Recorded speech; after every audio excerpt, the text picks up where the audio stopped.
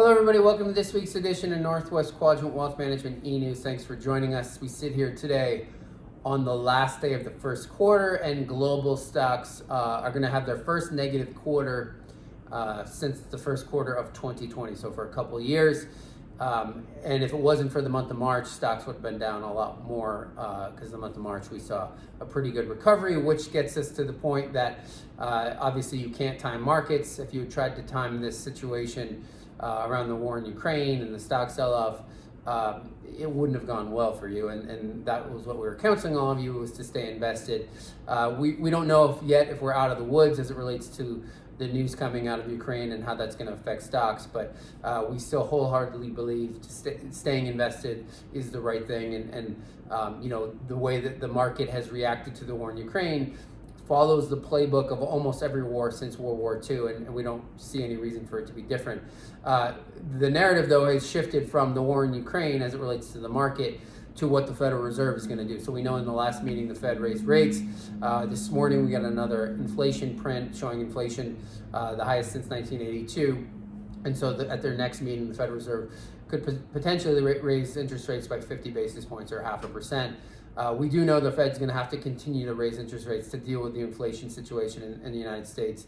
And so markets are going to be really looking not only to what the Fed does, but what the Fed is saying as it relates to the future. And that will potentially create more volatility. It doesn't mean we think you should be doing anything dramatic with your money. That's the sort of next newsmaker for the market, is what the Fed is going to do and what they say they're going to do, because markets will react to that. And because of what the Fed is doing and because of the interest rate environment, we made some changes to our bond side of our portfolio about a week and a half ago that Josh can sum up. By now, most of you have gotten your trade confirmations in the mail, and I know I've certainly been getting a lot of questions about it over in meetings over the last week, but you may notice we actually sold some of our shorter duration bonds and moved to even shorter duration bonds. The next Fed meeting kicks off on May 3rd, wraps up on May 4th.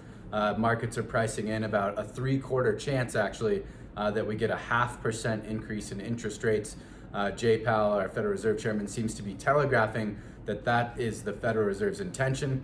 That's going to be followed up by another meeting the following month. So we have back-to-back Fed meetings in May and June.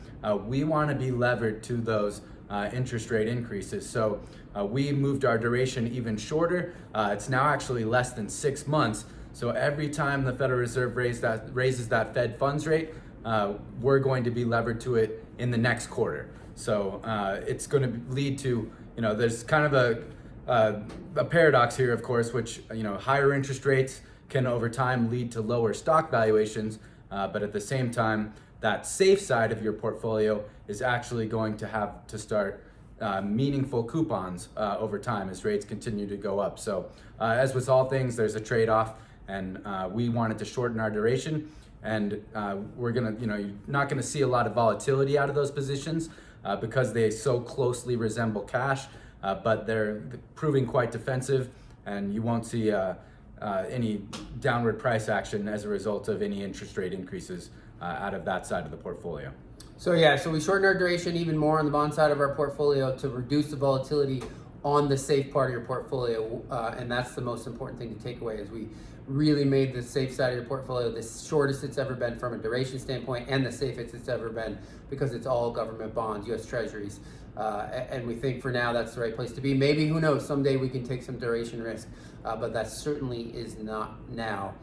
And so reminder also that the first quarter was a great example of why you cannot time markets, because when you think sort of the news is the worst, that's usually when markets turn and head higher. That's what we saw so far in the first quarter.